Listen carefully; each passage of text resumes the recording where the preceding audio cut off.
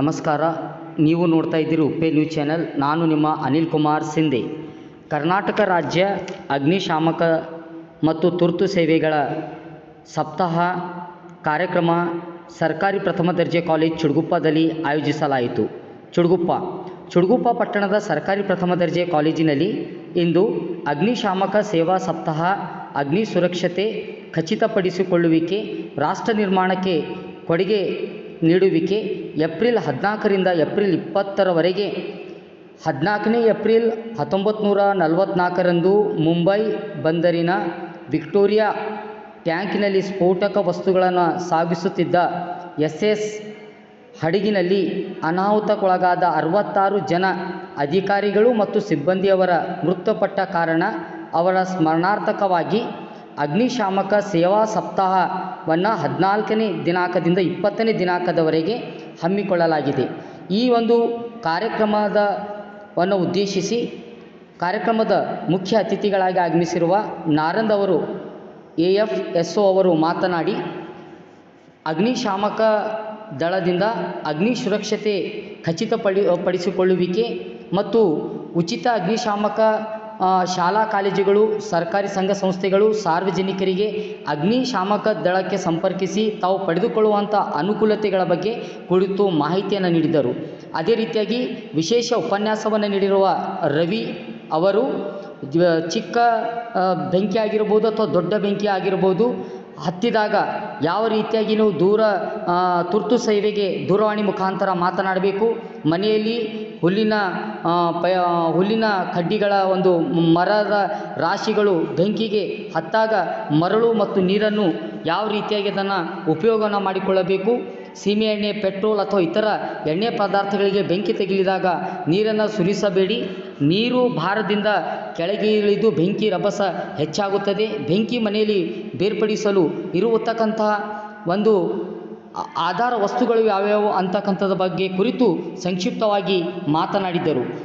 ಇದನ್ನು ಕುರಿತು ಮತ್ತೋರ್ವ ಮುಖ್ಯ ಅತಿಥಿಗಳಾಗಿ ಆಗಮಿಸಿರುವಂತಹ ಗಣಪತಿಯವರು ಕೂಡ ಯಾವುದೇ ವಿದ್ಯುತ್ ಬೆಂಕಿ ತಗುಲಿದಾಗ ನಾವು ಮುಂಜಾಗೃತರಾಗಿ ಯಾವ ಕ್ರಮವನ್ನು ಕೈಗೊಳ್ಳಬೇಕು ಅನ್ನುವುದರ ಬಗ್ಗೆ ಸಂಪೂರ್ಣವಾದ ಮಾಹಿತಿಯನ್ನು ನೀಡಿದರು.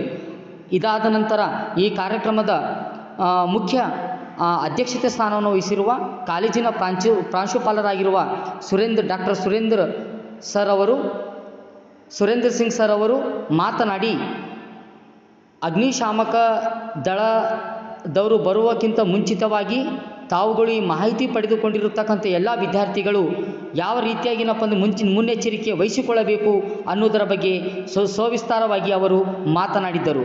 ಈ ಕಾರ್ಯಕ್ರಮದಲ್ಲಿ ಮತ್ತೋರ್ವ ಮುಖ್ಯ ಅತಿಥಿಗಳಾಗಿರುವ ಸತೀಶ್ ಡೋಂಗ್ರೆ ಸರ್ ಅವರು, ಶಾಂತಕುಮಾರ್ ಪಾಟೀಲ್ ಸರ್ ಅವರು, ಅದೇ ರೀತಿಯಾಗಿ ಪ್ರೊಫೆಸರ್ ಚಿತ್ರಶೇಖರ್ ಚಿರಳ್ಳಿ ಅವರು ಹಾಗೂ ಹಲವಾರು ವಿದ್ಯಾರ್ಥಿನಿಯರು, ಅದೇ ರೀತಿಯಾಗಿ ಇಲಾಖೆಗೆ ಸಂಬಂಧಪಟ್ಟ ಸಿಬ್ಬಂದಿ ವರ್ಗದವರಾಗಿರುವ ಅರುಣ್ ಕುಮಾರ್, ಮಂಜುನಾಥ್ ತೊಡಕಲ್, ಹಲವಾರು ವಿದ್ಯಾರ್ಥಿ ಒಳಗೊಂಡು ಈ ಕಾರ್ಯಕ್ರಮವನ್ನು ಜರುಗಿಸಿದ್ದರು.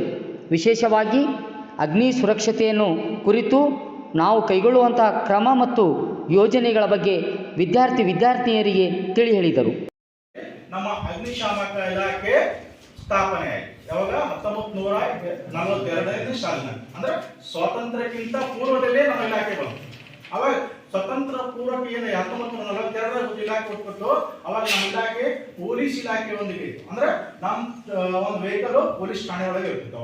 ಅವಾಗ ನಾವು ಪೊಲೀಸರು ನಾವೆಲ್ಲ ಕಲಿತೆ ಫೈರ್ ಪುಟಪ್ ಮಾಡ್ತಾ ಇದ್ವು. ಅದಾದ ತಕ್ಷಣ 1965 ತನಕ ನಮ್ಮ ಇಲಾಖೆಯಲ್ಲಿತ್ತು ಪೊಲೀಸ್ ಇಲಾಖೆಯ ಸಹಯೋಗದೊಂದಿಗೆ. 1965 ಏನಾಯ್ತು, ಒಂದು ಫೈರ್ ಫೋರ್ಸ್ ಆಕ್ಟ್ ಅಂತ ತೆಗೆದು ನಮ್ದೇನ್ ಮಾಡಿದ್ರು, ಅಗ್ನಿಶಾಮಕ ದಳ ಅನ್ನೋ ಒಂದು ಇಲಾಖೆ, ಠಾಣೆ ಮಾತ್ರ ಬೇರೆ ಅಂದ್ರೆ ಪೊಲೀಸ್ ಠಾಣೆ ಬೇರೆ, ಅಗ್ನಿಶಾಮಕ ಠಾಣೆ ಬೇರೆಯಾಗಿ ಕೆಲಸ ನಿರ್ವಹಿಸ್ತಾ ಬಂತು. ಅವಾಗ 1965ರಿಂದ ಈಚೆ 1965 ಈಚೆ ಏನಿತ್ತು, ಅಗ್ನಿಶಾಮಕ ದಳ ಒಂದು ಠಾಣೆ ಹೆಸರು, ನಮ್ದು ಇಲಾಖೆ ಹೆಸರು ಅಗ್ನಿಶಾಮಕ ದಳ, ಫೈರ್ ಫೋರ್ಸ್. ಅಂದ್ರೆ ನಮ್ಮ ಕೆಲಸ ಏನು, ಫೈರ್ ಪುಟಪ್ ಮಾಡೋದು, ಅಂದ್ರೆ ಬೆಂಕಿ ಆರಿಸೋದು. ನಮ್ಮ ಕೆಲಸ ಬೆಂಕಿ ಮಾತ್ರ ಆರಿಸೋದು. ಏನು ನಮ್ಮ ಕೆಲಸ ಏನಿತ್ತು, 1965ರಿಂದ ಅಂದ್ರೆ 42ರಿಂದ ಈಚೆ ನಮ್ಮ ಕೆಲಸ ಬೆಂಕಿ ಮಾತ್ರ ಆರಿಸೋದು. ಈಗ ನಮ್ಮ ಇಲಾಖೆ ಏನಾಗಿದೆ, ಅಗ್ನಿಶಾಮಕ ಮತ್ತು ತುರ್ತು ಸೇವೆಗಳ ಇಲಾಖೆಗೆ ಮರುನಾಮಕರಣಗೊಂಡು ಒಂದು ಹೆಚ್ಚಿನ ಜವಾಬ್ದಾರಿ ಕೊಟ್ಟಿದ್ದಾರೆ. ಅಂದ್ರೆ ಅಗ್ನಿಶಾಮಕ ಮತ್ತು ತುರ್ತು ಸೇವೆಗಳು ಯಾವಾಗ ನೋಡಪ್ಪ ಅಂದ್ರೆ 2004 ಈಚೆ ಏನ್ ಮಾಡಿದ್ರ ಇಲಾಖೆಗೆ ಒಂದು ಹೆಚ್ಚಿನ ಜವಾಬ್ದಾರಿ ಕೊಟ್ಟು ಅಗ್ನಿಶಾಮಕ ಮತ್ತು ತುರ್ತು ಸೇವೆಗಳ ಇಲಾಖೆ ಅಂತೇಳಿ ನಮ್ಗ ಒಂದು ಬೇರೆ ಒಂದು ಕೆಲಸ ಹೆಚ್ಚಿನ ಕೆಲಸ ಕೊಟ್ಟಿದ್ದಾರೆ. ಅಂದ್ರೆ ಇವಾಗ ನಾವು ಯಾವುದೇ ಒಂದು ವಿಪತ್ತು ಇರ್ಬೋದು, ರಕ್ಷಣಾ ಕಾರ್ಯಗಳಿರ್ಬೋದು, ಇಂಥ ಯಾವುದೇ ಒಂದು ಇರ್ಲಿ ಅಲ್ಲಿ ನಾವು ಬರ್ಬೇಕು. ಅಂದ್ರೆ ನಿಮ್ಮೂರ ಒಂದು ಬಾಯ್ದ ಒಬ್ಬ ಮನುಷ್ಯ ಇದ್ದಾನ ಅವ್ರಿಗೆ ತೆಗಿಬೇಕಾದ್ರೆ ನಾವು ಬರ್ಬೇಕು. ಇಂಥ ಯಾವುದೇ ಒಂದು ರಕ್ಷಣಾ ಕಾರ್ಯಗಳಿರಲಿ, ಯಾವುದೇ ಒಂದು ಪ್ರವಾಹಗಳಿರಲಿ, ಯಾವುದೋ ಒಂದು ವಿಪತ್ತು ಇರಲಿ, ಅಲ್ಲಿ ನಿಮ್ಗೆ ಫೈರ್ ಸರ್ವಿಸ್ ಬೇಕು. ಅದು ಯಾವಾಗಿಂದ ಅಂದ್ರೆ 2004 ಈಚೆ. ಯಾಕಪ್ಪ ಅಂತಂದ್ರ ನಮ್ಗೆ ಇಲಾಖೆ ಏನ್ ಮಾಡಿದ್ರ ಅಗ್ನಿಶಾಮಕ ಮತ್ತು ತುರ್ತು ಸೇವೆಗಳ ಇಲಾಖೆ ಮಾಡಿದ ಸಲುವಾಗಿ, ಅಗ್ನಿಶಾಮಕ ಮತ್ತು ತುರ್ತು ಸೇವೆಗಳ ಇಲಾಖೆ ಮಾಡಿದ ಸಲುವಾಗಿ ನಮ್ಮ ಇಲಾಖೆ ಏನ್ ಮಾಡ್ತದೆ, ಈಗ ಅಗ್ನಿಶಾಮಕದ ಜೊತೆಗೆ ಇನ್ನಿತರ ಕಾರ್ಯಗಳಾದ ವಿಪತ್ತು ನಿರ್ವಹಣೆ ಆಗಿರ್ಬೋದು, ರಕ್ಷಣಾ ಕಾರ್ಯಗಳಾಗಿರ್ಬೋದು, ಎಲ್ಲ ಒಂದು ಎಮರ್ಜೆನ್ಸಿ ಸರ್ವಿಸ್ ಏನೇ ಇರಲಿ ಅಲ್ಲಿ ನಾವು ಹಾಜರು. ಇದು ನಮ್ಮ ಇಲಾಖೆ ಒಂದು ಕಿರು ಪರಿಚಯ. ಹೀಗಾಗಿ ಇಲಾಖೆ ಕಿರು ಪರಿಚಯ ಆಯ್ತು. ನಮ್ಮ ಮುಖ್ಯ ಉದ್ದೇಶ ಏನದ, ಬೆಂಕಿ ಹಾರಿಸೋದು. ಏನದ, ಬೆಂಕಿ ಹಾರಿಸೋದು. ಬೆಂಕಿ ಎಲ್ರಿಗೆ ಬೇಕಲ್ಲ, ಬೆಂಕಿ ಎಲ್ರಿಗೆ ಏನ್ಬೇಕು, ಮುಂಜಾನೆ ಎದ್ದ ತಕ್ಷಣ ಹಿಡ್ಕೊಂಡು ರಾತ್ರಿ ಮಲಗುವವರೆಗೆ ಬೆಂಕಿ ಬೇಕು, ಬೇಕಿಲ್ಲ. ಅಂದ್ರೆ ಮುಂದಿನ ಎದ್ದ ತಕ್ಷಣ ಅಂದ್ರ ನಾವು ಮುಂದಿನ ಚಾ ಮಾಡಿ ಕುಡಿಬೇಕಾದ್ರೂ ಬೆಂಕಿ ಬೇಕು, ಸ್ನಾನ ಮಾಡ್ಕೊಂಡು ನೀರು ಕಾಸ್ಕೋಬೇಕಾದ್ರೂ ಬೆಂಕಿ ಬೇಕು, ರಾತ್ರಿ ಮಲಗೋ ಟೈಮ್ ಊಟ ಮಾಡಿ ಮಲ್ಕೋಬೇಕಾದ್ರೆ ಬೆಂಕಿ ಬೇಕೇ ಬೇಕು. ಬೆಂಕಿ ಏನಂದ್ರ ಒಂದು ಮನುಷ್ಯನಿಗೆ ಅತಿ ಅವಶ್ಯಕತೆಯಾದ ಒಂದು ವಸ್ತು. ಬೆಂಕಿ ಅನ್ನೋದು ಮನುಷ್ಯನಿಗೆ ಅತಿ ಅವಶ್ಯಕತೆಯಾದ ಒಂದು ವಸ್ತು. ಏನು ಬೆಂಕಿ ಇಲ್ಲದೆ ಮನುಷ್ಯನ ಜೀವನ ಸಾಗಿಸಕ್ಕೆ ಸಾಧ್ಯನೇ ಇಲ್ಲ. ಬೆಂಕಿ ಇಲ್ಲದೆ ಯಾರು ಬದುಕ್ತೇನೋ, ಹಿಂದಕ್ಕೆ ಮಾನವರು ಬದುಕ್ತಾರೆ. ಅವ್ರೇನೋ ಅವು ಗಿಡದ ಅವೆಲ್ಲ ತಕ್ಕೊಳ್ಳೋದ್ರಿಂದ ಹಂಗೆ ಕಟ್ಕೊಂಡು ತಿಂದು ಬದುಕ್ತಾರೆ. ಈಗ ಆ ರೀತಿ ಬದುಕಕ್ಕೆ ಆಗಲ್ಲ. ಅಂದ್ರೆ ಮನುಷ್ಯ ಬೆಂಕಿ ಬೇಕೇ ಬೇಕು. ಬೆಂಕಿ ಏನಂದ್ರ ಮನುಷ್ಯನಿಗೆ ಎಷ್ಟು ಅವಶ್ಯಕತೆ ಅದಲ್ಲ ಅಷ್ಟೇ ಅಪಾಯಕಾರಿ ಅದ. ಬೆಂಕಿ ಅನ್ನೋದು ಮನುಷ್ಯನಿಗೆ ಎಷ್ಟು ಅವಶ್ಯಕತೆ ಅದ ಅಷ್ಟೇ ಒಂದು ಅಪಾಯಕಾರಿ ಅದ. ಏನು ಈಗ ಬೆಂಕಿ ಅಷ್ಟು ಬೇಕು. ಈಗ ಬೆಂಕಿ ಯಾಕಾಗ್ತದ, ಬೆಂಕಿ ಅಂದ್ರೆ ಏನು, ಏನ ತ್ರಿಭುಜ ಗೊತ್ತಲ್ಲ, ಟ್ರಯಾಂಗಲ್. ಟ್ರಯಾಂಗಲ್ ಯಾವ ರೀತಿ 3 ಭಾಗಗಳು ಸಮನಾಗಿರ್ತಾವ, ಹಂಗ ಬೆಂಕಿ ಹಾಕ್ಬೇಕಾದ್ರೆ 3 ವಸ್ತುಗಳು ಬೇಕು. ಬೆಂಕಿ ಹಾಕ್ಬೇಕಾದ್ರೆ ಬೆಂಕಿ ಸುಮ್ಮನೆ ಆಗಲ್ಲ. ಬೆಂಕಿ ಹಾಕ್ಬೇಕಾದ್ರೆ 3 ವಸ್ತುಗಳ ಮಿಲನ ಆದಾಗ ಮಾತ್ರ ಬೆಂಕಿ ಆಗ್ತದೆ. ಏನು ಅದು ಸೇಮ್ ಪ್ರಮಾಣ, ತ್ರಿಭುಜದ ಬಾಹುಗಳು ಹೆಂಗ್ ಸಮ ಇರ್ತಾರ ಹಂಗ 3 ವಸ್ತುಗಳು ಸಮನಾಗಬೇಕು ಬೆಂಕಿ ಆಗ್ಬೇಕಾದ್ರೆ. ಅದು ಯಾವ್ಯಾವ 3 ವಸ್ತುಗಳು ಅಂದ್ರ, ಒಂದನೇದು ಉರಿತಕ್ಕಂತ ವಸ್ತು, ಫ್ಯೂಯಲ್ ಉರಿತಕ್ಕಂತ ವಸ್ತು ಒಂದನೇದು. ಎರಡನೇದು ಆಮ್ಲಜನಕ ಗಾಳಿ. ಮೂರನೇದು ಹೀಟ್ ಶಾಖ. ಈ 3 ವಸ್ತುಗಳು ಮಿಲನ ಆದವು ಅಂತಂದ್ರೆ ಅವೇನಾಗ್ತದ, ಬೆಂಕಿ ಆಗ್ತದ. ಈ 3 ವಸ್ತುಗಳಿಗೆ ಒಂದೇ ವಸ್ತು ನೀವು ತೆಗೆದ್ರಿ ಅಂದ್ರ ಬೆಂಕಿ ಆಟೋಮೆಟಿಕ್ಲಿ ಕಡಿಮೆ ಆಗ್ತದೆ. ಯಾವ ವಸ್ತು ಬೇಕೀಗ ಬೆಂಕಿ ಆಗ್ಬೇಕಾದ್ರೆ ಹಿತೋಪದೇಶಗಳನ್ನು ಹೇಳಬೇಕಾಗಿ ಅವರಲ್ಲಿ ನಾನು ಕೇಳ್ಕೊಳ್ತಾ ಇದ್ದೀನಿ. ಈ ಸಮಾವೇಶದಲ್ಲಿ ಹಾಸನಾಗಿರ್ತಕ್ಕಂಥ ಒಂದು ಪ್ರಿನ್ಸಿಪಾಲ್ ಸಾಹೇಬರು ಮತ್ತು ಎಲ್ಲರಿಗೆ ನಮಸ್ಕಾರಗಳು. ನಮ್ಮ ಅಗ್ನಿಶಾಮಕ ತುರ್ತು ಇಲಾಖೆ ಅಂದರೆ ಯಾವುದೇ ರೀತಿಯೂ ಶಿಸ್ತಿನ ಒಂದು ನಮ್ಮ ಇಲಾಖೆ ನಿಯಮಾವಳಿ. ಈಗ ಒಂದು 2 ಮಾತಾಡಿ ನಮ್ಮ ಹುಡುಗರು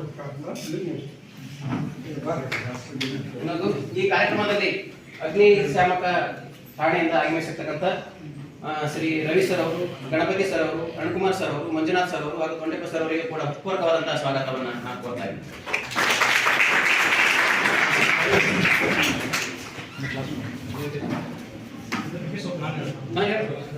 ಹೇಳ್ರಿ ರವಿ ಸರ್, ಈಗ ರವಿ ಸರ್ ಅವರು ನಮ್ಮ ನಿಮ್ಮೆಲ್ಲರ ಉದ್ದೇಶಿಸಿ ಮಾತನಾಡಬೇಕಾಗಿ ಅವರಲ್ಲಿ ಕೇಳ್ಕೊಳ್ತಾ ಇದ್ದಾರೆ. ಎಲ್ಲರಿಗೂ ನಮಸ್ಕಾರ.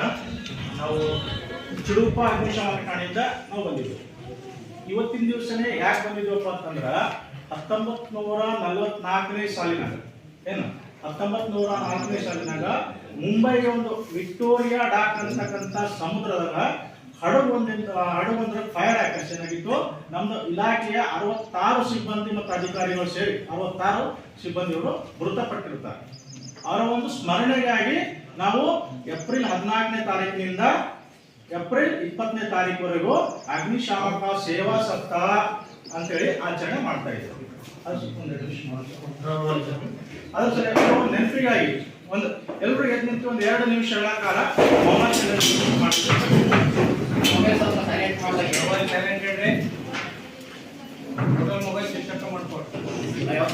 ಸ್ಟಾರ್ಟ್ ಮಾಡ್ರಿ, ಆಮೇಲೆ ಏನು ಮಾಡಿ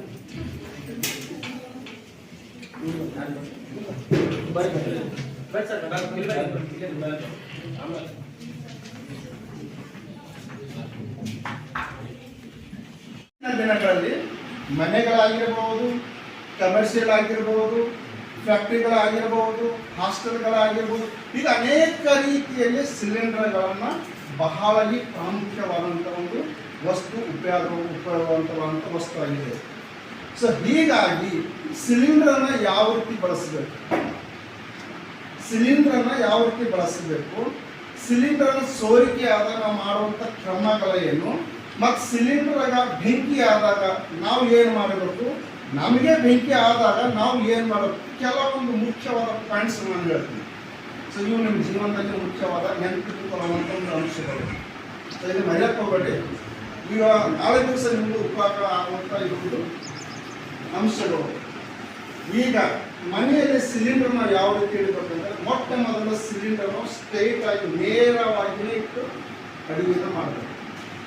ಸೊ ಒಲೆ ಸ್ಟೋವ್ ಏನಿರ್ತಲ್ಲ, ಸಿಲಿಂಡರ್ಗಿಂತ ಮೇಲೆಗಡೆ ಇಟ್ಟೆ ನಾವು ಅಡುಗೆಯನ್ನು ಅಥವಾ ಇನ್ನಿತರ ಕೆಲಸಗಳನ್ನು ನಾವು ಬಳಸುವಂಥ ಮುಖ್ಯವಾದ ಒಂದು ಪಾಯಿಂಟ್ಸ್. ಸೊ ನೆಕ್ಸ್ಟ್ ಪಾಯಿಂಟ್ ಏನಂದರೆ, ಸಿಲಿಂಡರನ್ನು ಅದಿರ್ತಕ್ಕಂಥ ವೈರ್ ಟ್ಯೂಬ್ ಏನಿರ್ತಲ್ಲ, ಕನಿಷ್ಠ ಪಕ್ಷ 1.5 ವರ್ಷದಿಂದ 2 ವರ್ಷಕ್ಕೊಮ್ಮೆ ಆದರೂ ಅದನ್ನು ತೆಗೆದು ಹೊಸದಾಗಿ ನಾವು ಜಾಯಿಂಟ್ ಮಾಡಬೇಕು. ನಿಮಗೆ ಕಾಣಿಸ್ಬೋದು, ಸರ್ ಈಗ ಸರಿಯಾಗದ ರೀ, ಪಪ್ಪ ಈಗ ಸರಿಯಾಗದ ರೀ, ಅಮ್ಮ ಈಗ ಸರಿಯಾಗದ ಅಂತ ನಿಮಗೂ ಅನಿಸ್ಬೋದು. ಆದ್ರೂ ಸೂಕ್ತವಾದ ಕ್ರಮ ಇಲ್ಲ. ನಮ್ಮ ಇಲಾಖೆ ಏನು ಹೇಳ್ತಂದ್ರೆ, 1.5 ವರ್ಷದಿಂದ 2 ವರ್ಷಕ್ಕೆ ಒಮ್ಮೆ ಆದರೂ ಆ ಟ್ಯೂಬನ್ನು ನೀವು ಚೇಂಜ್ ಮಾಡಲೇಬೇಕು. ಇದರಿಂದ ಆಗುವಂಥ ಒಂದು ದುರ್ಘಟನೆಯನ್ನು ತಡೆಗಟ್ಟಬಹುದು. ಸೊ ನೆಕ್ಸ್ಟ್ ಪಾಯಿಂಟ್, ಸಿಲಿಂಡರಲ್ಲಿ ಅಡುಗೆ ಮಾಡುವಂಥ ಒಂದು ಸ್ಥಳದಲ್ಲಿ ಆದಷ್ಟು ಮಟ್ಟಿಗೆ ನೋಡಿ ಕಿಡಿಗಳನ್ನು ಬರಲಾಗಿ ನೋಡ್ತೀವಿ. ಇಲಿಗಳಾಗಿರ್ಬೋದು, ಮತ್ತು ಇವು ಏನಿರ್ತಾವಲ್ಲ, ಸೊ ಈ ರೀತಿ ಆ ಒಂದು ಟ್ಯೂಬ್ಗಳ ಮೇಲೆ ಓಡಾಡ್ದಂಗೆ ನೀವು ನೋಡ್ಕೊಳ್ಬೇಕು. ಯಾಕಂದ್ರೆ ಅಲ್ಲಿ ರಂಧ್ರವನ್ನು ಉಳಿಯುವಂಥ ಒಂದು ಚಾನ್ಸಸ್ ನಾವು ಕಂಡು ಬರ್ತೇವೆ ಇತ್ತೀಚಿನ ದಿನಗಳಲ್ಲಿ. फिर सेकंड टाइप क्या बोले सर, वाशिंग सोडा है ना, वाशिंग सोडा जब भी नहीं मिलता नहीं है, आप कैसे जल्दी बना लें? क्यों आपको क्यों हम संदेश दे रहे हैं, आपके कॉलेज में आकर क्यों दे रहे हैं? क्योंकि आप लोग पूरे यूथ है यहाँ पे। आप एक गांव में एक आदमी भी अगर नॉलेजेबल रहे तो आप 10 लोगों का जान बचा सकते हैं, लेकिन हम नहीं बचाएंगे क्योंकि फायर स्टेशन वाले आकर ही बचाते है ना, ऐसा दिमाग में रहता है, क्योंकि हमारे को फ्री सर्विस दे रहे हैं। ऐसा नहीं है, हम लोग एक इतने सारे बच्चे 100 बच्चों को आपको इंफॉर्मेशन देते हैं, आप 200 लोगों को इंफॉर्मेशन देते हैं।